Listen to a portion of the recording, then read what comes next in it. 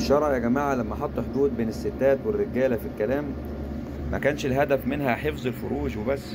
لا، كان في هدف آخر، اللي هو إيه؟ اللي هو حفظ النفوس كمان. لما تقعد في الشغل 8 أو 9 ساعات مع زميلتك، تخلص فيهم كل الكلام اللي في الدنيا، فترجع البيت صامت، مش طايق حد يكلمك كلمة، خلاص انت جبت آخرك. لما تتخيلي إن أيمن زميلك لو كان جوزك كان زرع لك الشقة ورد، تبقى هبلة برضه. تفتكري ليه ما زرعش لمراته شقة ورد؟ كانوا زارعين مثلا برتقان ولا جزر ولا غيره؟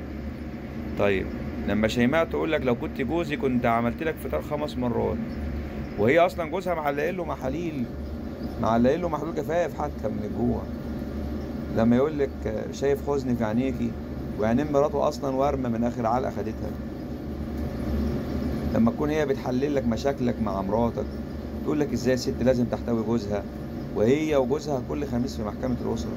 يا جماعة دي فتنة، وفتنة في إن كل طرف بيظهر للتاني أحسن ما فيه، فينكد عليه ويغضب على رزقه وعلى شريك حياته. الإنسان بطبعه خلق ضعيف، فطبيعي الشخص اللي بتقضي معاه يومك كله بره، لو ما كنتش محافظ على نفسك وقلبك ممكن تقع. نقول تاني، خيركم لأهله، أي لأهل بيته. ليه؟